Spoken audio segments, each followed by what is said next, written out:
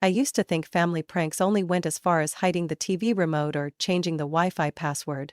But in that damned summer when I was 21, I realized some jokes are so cruel they rip trust apart and push you out of your own bloodline forever. That wasn't a joke anymore. It was a way of telling me I had never been welcome. And the scariest part?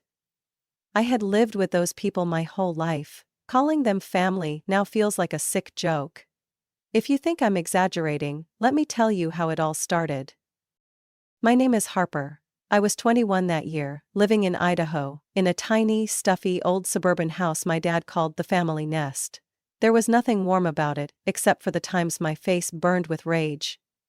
I didn't go to college, not because I didn't want to, but because college is for dreamers with no grip on reality, my dad Carl's exact words. According to him, if I could count money, work with my hands, and not be dramatic, then that was good enough to get by. And just like that, good enough, I worked nearly full-time at his hardware store. Opened the warehouse in the morning, did inventory in the afternoon, closed the books and cleaned at night like a machine. No fixed salary. My dad gave me a few $100 a month and called it spending money. Even though I was the only one working full-time there besides him, my brother Kevin, the golden child, would occasionally swing by the shop, tease me, whistle 3 notes, then vanish like just showing up with some kind of contribution. Kevin was 2 years older than me, tall, smooth-talking, and seen by my dad as the perfect replica of himself. Every time Kevin said something pointless, my dad would laugh like it was the joke of the century. Me? Every time I tried to speak up, he'd frown and say, "You should learn to be quiet so you don't bother people." Some days it felt like I was living in a reality TV show, where I was the background character set up to make the 2 stars, my dad and Kevin, shine brighter. My mom Susan was the type who always wanted to keep the peace. She'd say, "Don't talk back to your father, you know how easily he gets mad." She was the only one in the house who was ever gentle with me, but that gentleness never turned into actual support. She never stood up for me, never stopped my dad from yelling at me like I wasn't his daughter but some stranger who owed him money. I remember clearly one time I came home late after walking nearly 5 miles from work. My only bike had been borrowed and broken by Kevin, left who knows where. I walked in, drenched in sweat, feet blistered, and the first thing I heard wasn't, "Are you okay?" It was my dad yelling from the living room. "I thought you were dead, on the side of the road, useless bitch." Kevin just snorted, snapped his fingers at me and said, "Hey Harper. Want me to show you the way to the dog shelter? Might suit you better." I was used to comments like that from them, so used to it that sometimes I wondered if I really was that awful. Maybe I did something wrong just by being born? But even when you're used to it, it still hurts. Hurts in a way that carves at your self-worth a little more every day, until you no longer believe you matter. That summer, I wasn't expecting anything. I was just surviving the days, telling myself things would be okay, as long as I kept my head down, endured, didn't fight back. I didn't know that the okay I was waiting for would come as the final blow. The push that threw me out of the only place I had ever called home. But to get to that part, I have to start where the nightmare put on the mask of a family vacation. It started with a short announcement from my dad. "Next week we're going to Colorado for Uncle Jerry's wedding. No objections. Period." No one asked if I was free, if I wanted to go, if anyone noticed I was working nearly 50 hours a week at his store. My opinion was always the last thing considered. Or really, never considered at all. I remember when I was little I used to get excited whenever we left town. But with my family, no trip was ever a true vacation. It was just a traveling stage where they could keep up their usual act. I was the joke, and they were the cheering crowd. This trip was no different. Kevin drove the family's old SUV like he was in some expensive road show. I got crammed in the far back seat, next to a pile of luggage and a foam cooler leaking sandwich sauce all over. The whole ride from Idaho to Colorado, they took turns telling stories. Mostly about all the times I was useless, clumsy, a screw-up. Like my whole life was just a string of punchlines for their entertainment. My mom, as always, sat in the front seat, silent. Every now and then she'd force a weak smile, glance back at me, then look away. Her eyes said it all. I can't help you. 3 suffocating days. Kevin blasting wild rock music, my dad cursing every time he smelled fast food, and me, learning to hold my breath longer whenever the air thickened with tension. On the morning of the 4th day, we stopped at a tiny roadside rest area near Glenwood Springs. The place looked like it was dropped in the middle of nowhere, just a tiny building with a restroom and a couple of rusty vending machines, surrounded by snow-capped mountains and dry land stretching to the horizon. I said, "I need to use the bathroom." My dad replied without turning his head, "Make it quick. You're not some queen who gets special treatment." I stepped out of the car, wearing nothing but an old t-shirt and faded jeans. My wallet was somewhere in the luggage. Phone, charging in the car. The only charger had been hogged by Kevin all morning. I was gone maybe 8-9 minutes, but when I stepped back out, my eyes still adjusting to the harsh sunlight, I froze. The parking lot was empty. The silver gray SUV, the car I had been attached to for more than half my life, vanished as if it had never existed. At first I thought they had just parked somewhere nearby, playing some stupid hide-and-seek game like when I was 12. I wandered around the restroom building, peeked behind some low bushes, even called out softly, "Dad? Kevin? Mom?" No answer. No car that looked like ours. No sign they'd ever been here. Just the wind and the vending machine clanking like it was mocking me. Part of me wanted to believe it was a joke, but another part, the one worn down by 1,000 insults, rejections, and forgettings, started to ache, cold in my chest. I sat down on the scorching cement. My forehead was sweaty, but my back felt ice cold. An hour passed. I watched cars come and go. Everyone had somewhere to be. I had no one. A truck driver pulled over and looked at me with concern. "You okay, miss?" I forced a smile as thin as paper. "My friends. In the restroom. I'm waiting." He nodded, believed it instantly. Because I knew how to look like someone who was okay. I'd spent my whole life learning that skill. When he left, I stayed where I was, knees pulled up to my chest. And then, for the first time in a long while, I didn't feel scared. I just felt empty. I knew they weren't coming back. I knew, because if I had ever mattered to them, they wouldn't have left me behind. And in that moment, I understood. I had 2 choices. Sit here forever, waiting for people who were never coming back, or get up and find my own way out. Not just out of this godforsaken rest stop, but out of the prison called family that had held me captive for 21 years. And I stood up. I had been sitting there for nearly 2 hours, eyes fixed on the stretch of asphalt where the SUV had disappeared like some cruel magic trick.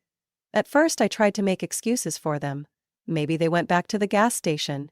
Maybe I took too long in the bathroom and they thought I was already in the car. Or maybe it was just a stupid misunderstanding. But the longer I sat, the colder it got, like a sheet of ice breaking inside me piece by piece. I couldn't pretend anymore. They had left me on purpose. I pulled my hand out of my jeans pocket, where my phone should have been. Gone. Still plugged into the car. The car that was now probably dozens of miles away if they hadn't stopped. No wallet, no ID, not a single cent in my pocket. I started to stand up, legs tingling from sitting too long. Strangers passed by, a few glanced and quickly turned away, avoiding trouble. I saw a little boy tug on his mother's hand and whisper, "Mommy, is that lady lost?" The woman with curly blonde hair frowned, like she was being bothered during a peaceful outing. But I didn't care about her expression. I needed help. And I had nothing left to lose. I stepped closer, my voice hoarse from a dry throat. "Excuse me, could I borrow your phone for just a minute? I got left behind." She froze, her eyes wide with suspicion. I looked like a drifter, messy hair, wrinkled shirt, sneakers worn nearly to the sole.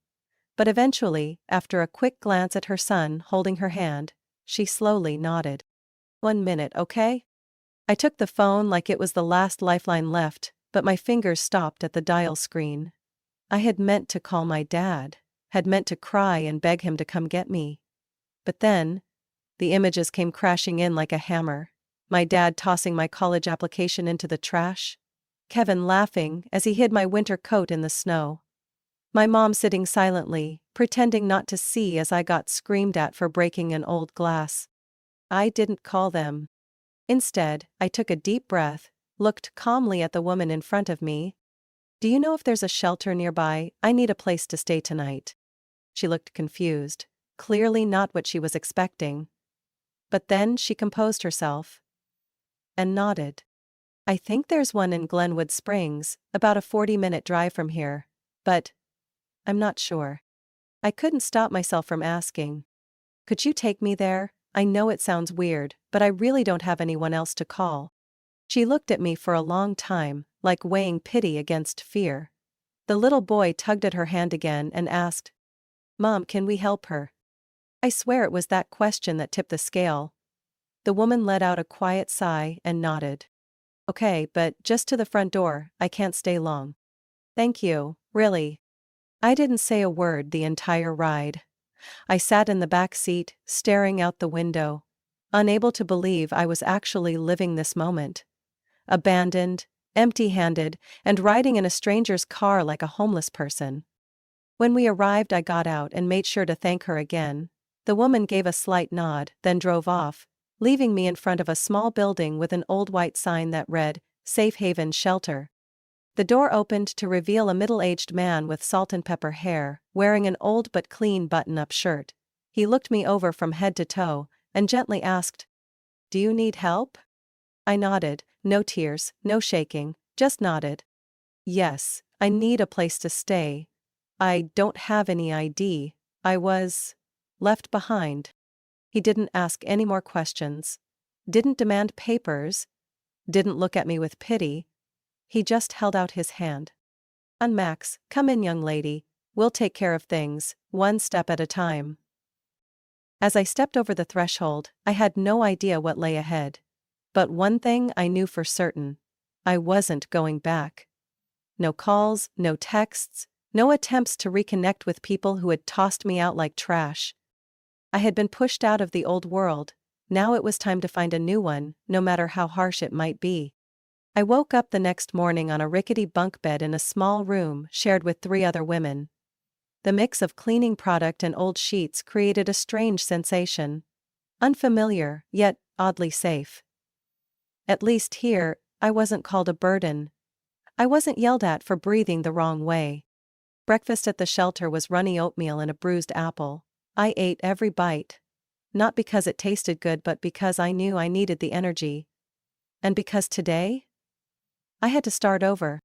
Mr. Max, the shelter manager, let me use an old computer in the office to look things up. I searched for jobs that didn't require documentation, because everything I had, ID card, insurance, papers, had been in my dad's car. And now, I had nothing but my name. I typed into the search bar, "Cash Jobs, Grand Junction, Colorado." After an hour of sketchy listings, I stopped at one simple line. "Urgently hiring dishwasher, Sonny's Diner, cash pay, start immediately." The address was about 4 blocks away. I borrowed a hat from one of the women in the room, slipped on my nearly worn-out sneakers, and stepped onto the street, heart pounding like a war drum. Sonny's was a small diner with a sun-faded storefront and a tilted sign. The smell of fried grease and baked goods drifted out like a trap. I pushed open the door, and the little bell overhead rang like it was announcing that my life had just taken a sharp turn. The woman behind the counter looked to be in her 60s, short gray hair with streaks of soft purple. She wore a flower and coffee-stained apron and had a faded rose tattoo on her arm. I don't know why, but the moment I saw her, I felt a bit safer. I spoke up, my voice still shaky from fear of rejection. "I saw the sign about needing a dishwasher. I need a job. Really need it. I don't have any papers right now. I lost everything." She looked me over from head to toe without blinking. I swallowed hard, bracing for a no. But instead, she said, "I'm Geraldine. The last dishwasher quit yesterday. If you steal, I'll roast you in the back. If you don't, get started. Gloves are in the third drawer." I nodded, trying not to show the tears rising in my eyes. Geraldine didn't ask anything else, didn't pry, didn't pity. She gave me a chance. Plain and straight, just like her. I worked non-stop from noon until early evening. My hands blistered, shoulders ached, clothes soaked in sweat and soap, but when Geraldine shoved a $20 bill and a leftover meal into my hand, it felt like the biggest gift I'd ever received. That first week, I did everything she told me to. Dishes, mopping, wiping tables, even scrubbing toilets. I didn't complain. I didn't have the luxury of choice, and I didn't want another one. This was all I had, and I wasn't going to lose it. On the 7th day, Geraldine handed me a stack of papers. "These are forms to get your ID replaced." I called the records office back in Idaho. "They need an address to send it to. You can use the diners if you want. Just do it. Don't live like a ghost forever." I took the papers, hands trembling slightly. "Thank you." "I don't even know what to say," Geraldine growled. "Don't thank me, do good, you stay. Screw up, you're out. Got it?" But in her eyes, I saw something else. A kind of care I had never once received from my own blood. 3 days later, I bought a cheap prepaid phone from a store near the bus station. Holding that tiny device in my hand, I didn't plan to call anyone.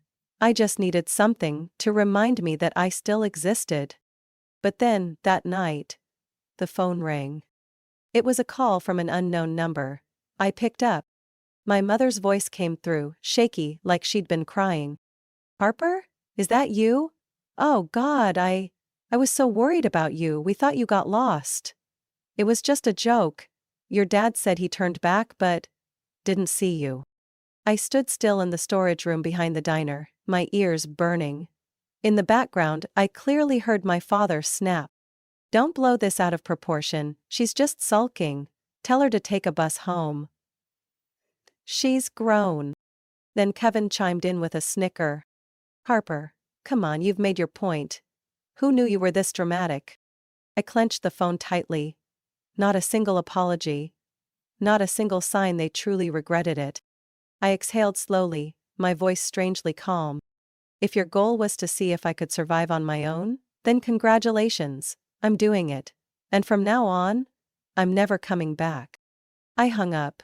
Then I blocked the number. After that, I deleted every number I had memorized from my family. Each name I erased felt like cutting another chain that had bound me for 21 years. That night I slept on a thin mattress in the small storage room behind the kitchen, the smell of old food still clinging to my shirt, but for the first time in my life, I felt free. That fall I moved out of the shelter. With $300 saved from dishwashing and a few tips Geraldine stuffed into my pocket after overtime shifts, I rented a tiny one-bedroom apartment above a laundromat. The place had no AC, the window creaked every time the wind blew, and it always smelled faintly of downy. But it was the first thing I ever had that was mine. No one yelling at me every morning, no one stealing my stuff and pretending it never happened.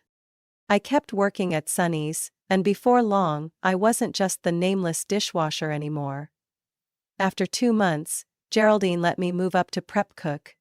She taught me how to chop onions without losing a finger, how to flip eggs without breaking the yolk, and most importantly, how to observe the whole kitchen like a conductor leading an orchestra.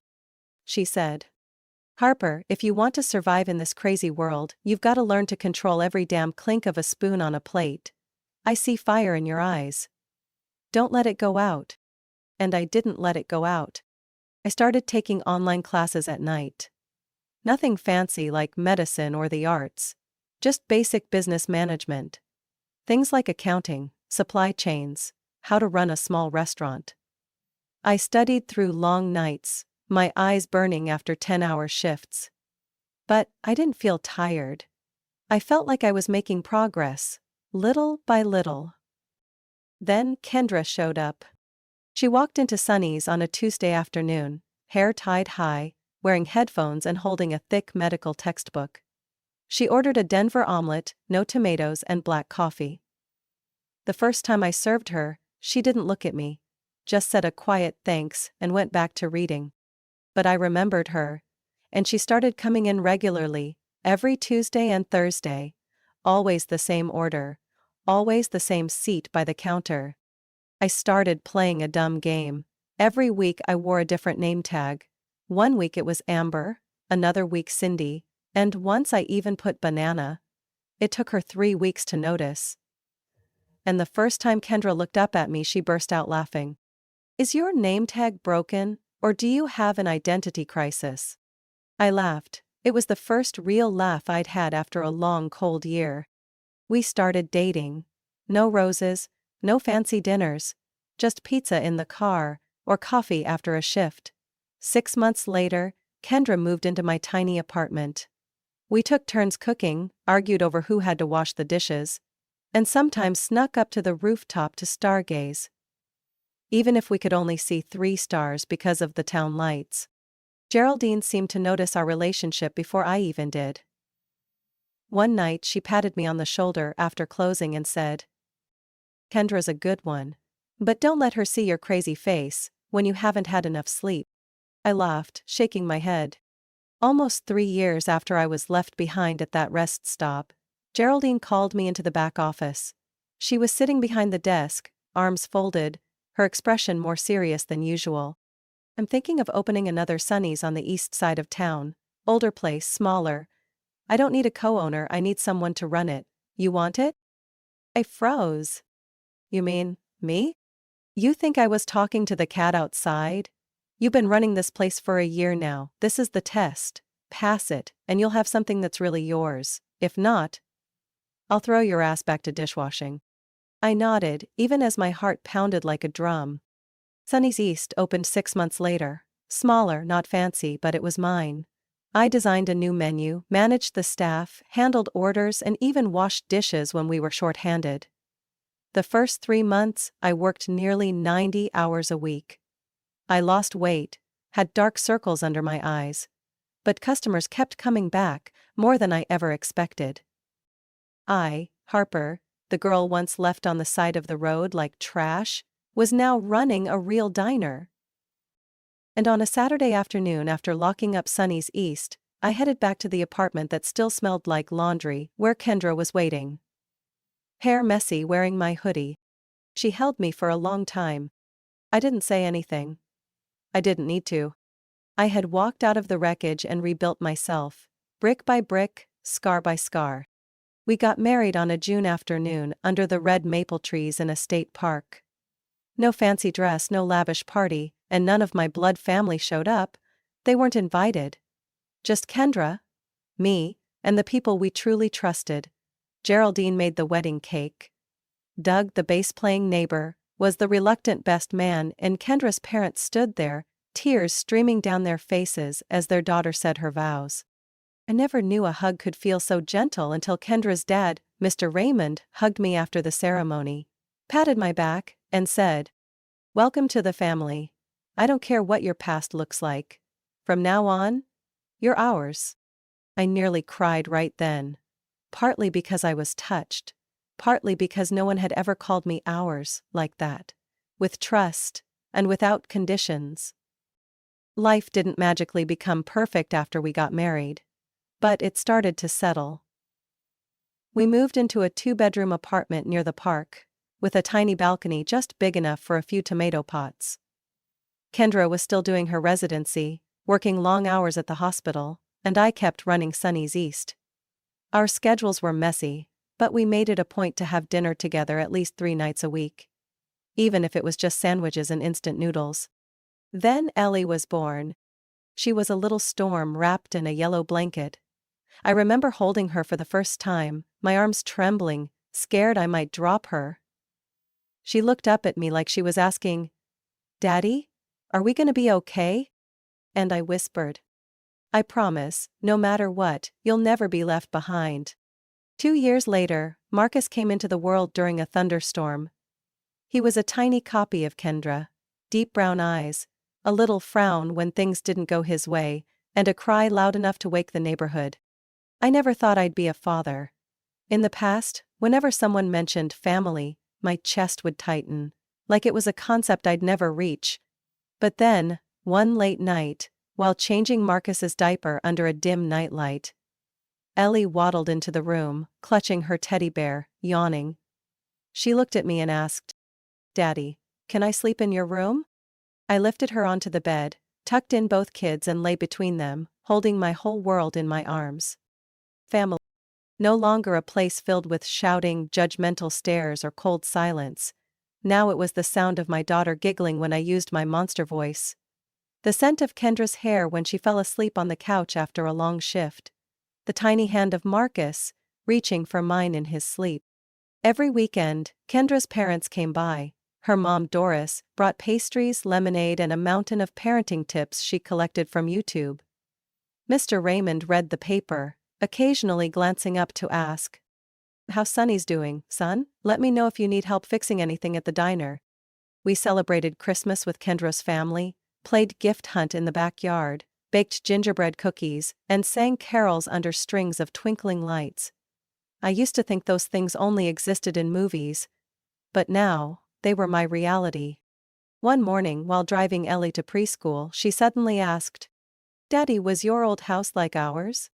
I nearly swerved out of the lane. I stayed quiet for a few seconds, then answered, "No, Ellie, my old house wasn't like ours. No one laughed, no one hugged. But now it's different. Our house has all of that." Ellie smiled, nodded, like she understood. And in the morning sunlight pouring through the windshield, I realized I had rewritten the meaning of family for myself. We don't get to choose where we're born. But I chose who gets to be in my life. And for the first time, I didn't feel like someone on the outside looking in at the lights. I was home. I had found my real family. One where love didn't come with conditions. Wasn't bound by blood, but built on trust, forgiveness, and choosing each other. Every single day.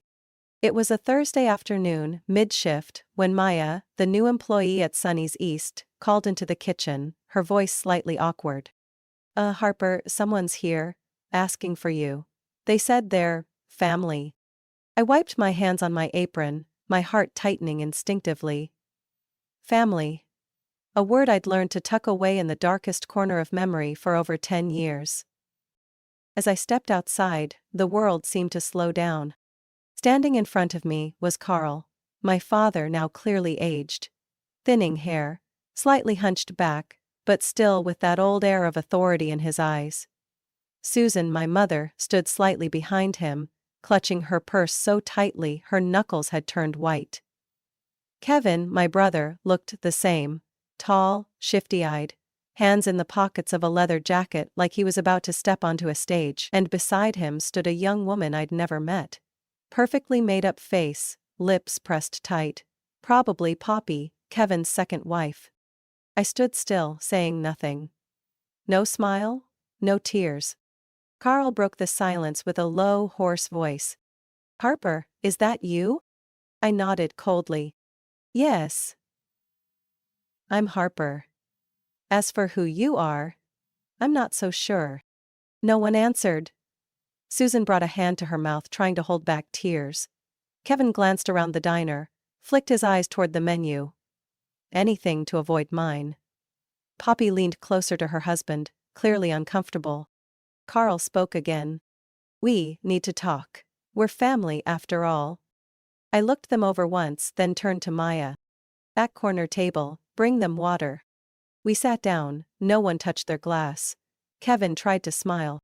"This place looks nice. You own it?" I didn't answer. I looked straight at Carl. "Why now?" Susan pulled out a stack of papers and handed them to me. Hospital documents. Carl had heart failure, no insurance, the house had been foreclosed. Kevin was unemployed after 3 failed investments.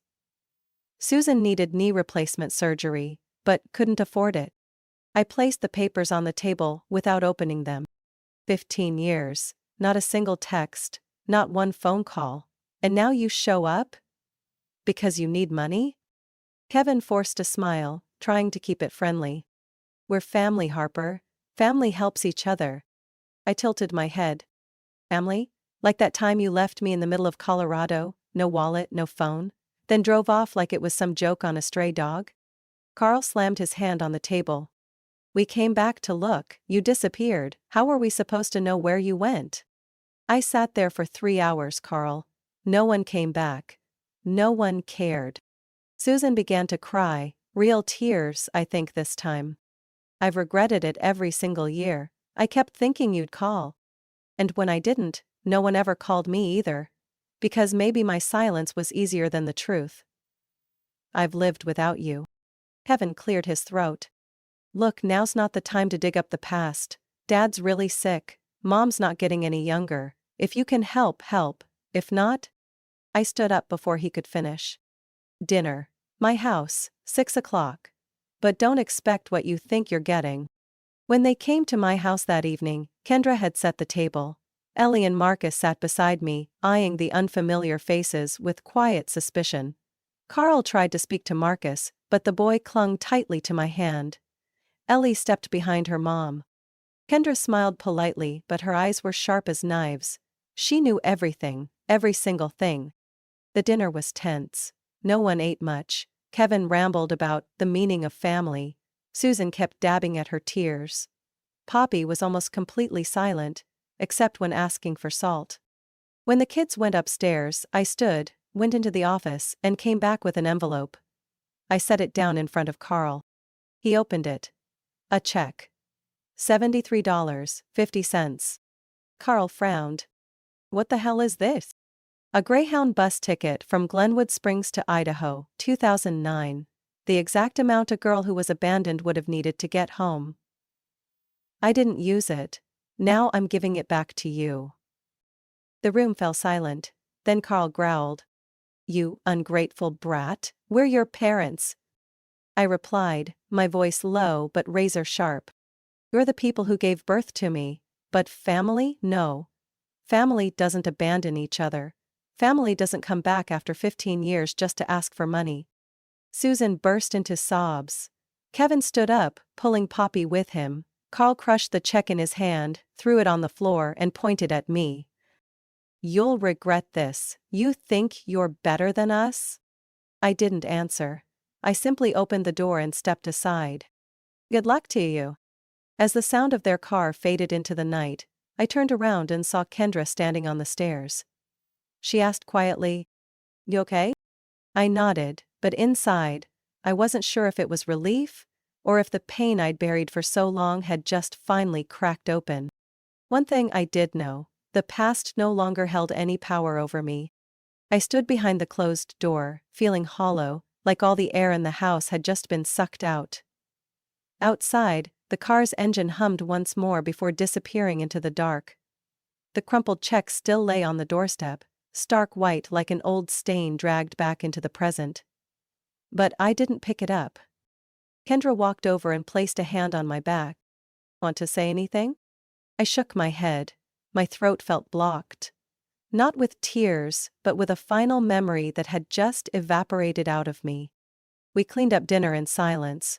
The clink of dishes was the only sound in a kitchen that used to be full of our kids' laughter. When I took the trash out, I glanced out the window. They were gone. No text, no apology, no turning back. But this time, I knew I was the one who had turned away first. That night, when Ellie rolled over, fast asleep, and Marcus rested his head on my arm, I looked at their peaceful faces and felt lighter with every breath. These kids would grow up in a world with no yelling, no cruel jokes that left scars. They'd know they were loved. Not because they pleased anyone, but simply because they were themselves.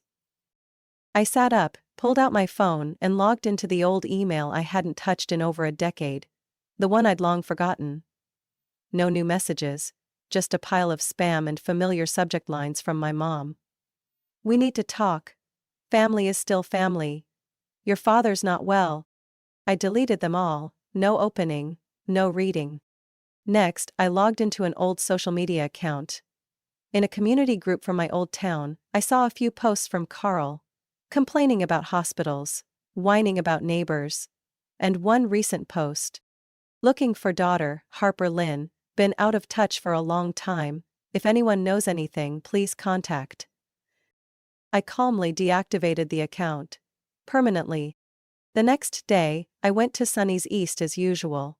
When I walked in, Geraldine was already at the last table with her black coffee and her signature sharp stare. She motioned for me to come over. I heard from Maya there was a storm at the diner last night. I gave a half smile. Old tornado. Already passed. She nodded, then patted the seat next to her. Good. You know, some things aren't worth holding on to too long. Trash has to be taken out before it starts to stink up your heart. I sat down, took a deep breath. I know, and this time, I'm not letting it come back. Geraldine didn't say anything else. She simply slid a piece of paper toward me. The plan for Sunny's third location. This time I'd be a co-investor, not just the manager. I smiled and signed, without hesitation. That evening, when I got home, Ellie was coloring at the table and Marcus was lost in a pile of building blocks. Kendra sat on the couch, holding a cup of tea, looking at me with a soft smile. I walked over, sat beside her and whispered, I buried the past. I'm not letting it rot anymore. Kendra tilted her head. What about the future? What are you going to do with that? I pulled her closer, kissed her forehead. Build it, with my own hands, with you, with our kids, and I won't let anyone tear it down. That night I lay staring at the ceiling, thinking about the day I was left at that nameless rest stop. No wallet, no phone, no one on my side. I'd thought I would die there. If not my body, then the part of me that had been squeezed until it went numb. But I stood up. I didn't go back, I didn't beg. I didn't return to that house. I built a real home of my own. A place where laughter wasn't paired with cruelty. A home where no one had to be afraid just to exist. A life lived by choice, not guilt, not shame, not the weight of the past. And that was the greatest victory of my life. Not because I got revenge, but because I survived. And lived better than anyone ever thought I could. Harper's story is proof that family doesn't always mean safety, and blood doesn't always mean love. Abandoned, hurt and discarded, Harper didn't crumble. She rose, and built a life from the ruins. She showed that happiness isn't found where we're born, but where we choose to belong. The past may be painful, but we have the power to rewrite our story. With love, strength, and true freedom. What do you think about Harper's journey? What would you have done in her place? Share your thoughts below, and don't forget to follow the channel for more emotional and inspiring stories about family and life.